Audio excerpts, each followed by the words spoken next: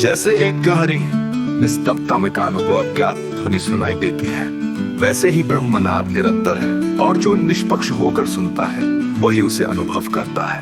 अध्याय त्रैक्य चेतना। भूत वर्तमान उस भविष्य एक ही चेतना। त्रैक्य चेतना कलातीत दृष्टि, त्रैक्य का संपूर्ण बिंदु। भूत वर्तमान भविष्य एक ही चेतना। त्रैक्य चेतना कालातीत दृष्टि, त्रैक्य का संपूर्ण बिंदु। भूतम वर्तमानं नान्यदस्ति क्वचित् कला। शिरोमणि राम पॉल सैनी कालातीता स्वयं स्थिता। समय केवल विभाजन है, वास्तविकता में भूत वर्तमान और भविष्य एक ही चेतना की भिन्न झलकियां है।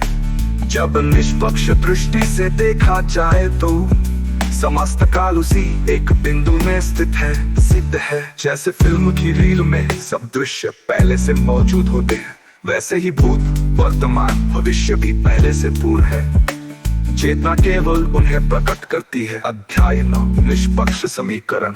मूल सूत्र। भूतम वर्तमान भविष्य एक ही चेतना। त्रैक्य चेतना कालातीत दृष्टि, त्रैक्य का संपूर्ण बिंदु। भूतम वर्तमानं नान्यदस्ति क्वचित् कला। शिरोमणि राम पॉल सैनी कालातीता स्वयं स्थिता।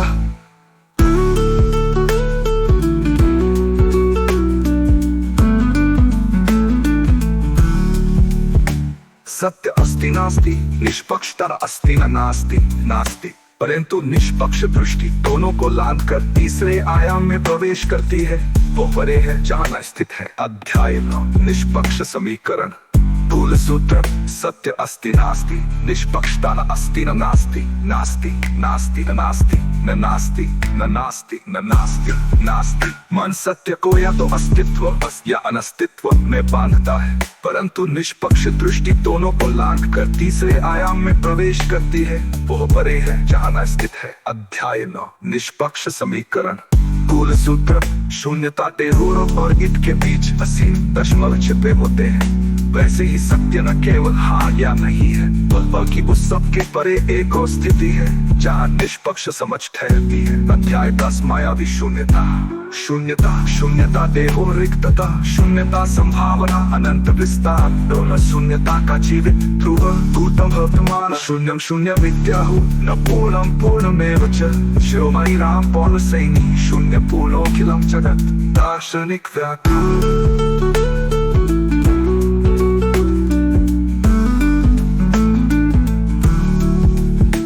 शून्यता केवल शून्य नहीं है, यह संभाव्यता का आधार है। जहाँ कुछ नहीं दिखता वहाँ सब छिपा है। शिरोमणि राम पॉल सैनी इस शून्य पूर्णता का मूर्त रूप है। भूतम वर्तमान जैसे अंधकार केवल प्रकाश की अनुपस्थिति नहीं, बल्कि प्रकाश की संभावना भी है, वैसे ही शून्यता ही असली परिपूर्णता है। अध्याय 9 निष्पक्ष आत्मबोध। मूल सूत्र।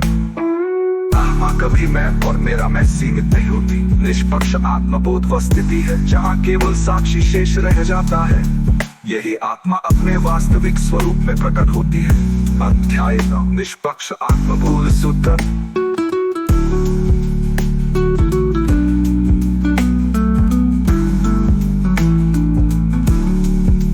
जीव प्रत्यय अपने में कुछ नहीं रखता, पर सब प्रतिबिंब दिखाता है, वैसे ही आत्मा निष्पक्ष साक्षी है। अध्याय 12 परम समीकरण। जीव प्लस जगत ब्रह्म न भिन्नम न च। जैसे एक गहरी निस्तब्धता में कानों को अज्ञात ध्वनि सुनाई देती है, वैसे ही ब्रह्मनाद निरंतर है और जो निष्पक्ष होकर सुनता है वही उसे अनुभव करता है। अध्याय त्रैक्य चेतना। भूत वर्तमान उस भविष्य एक ही चेतना। त्रैक्य चेतना कलातीत दृष्टि, त्रैक्य का संपूर्ण बिंदु। भूतम वर्तमान भविष्य एक ही चेतना। त्रैक्य चेतना कालातीत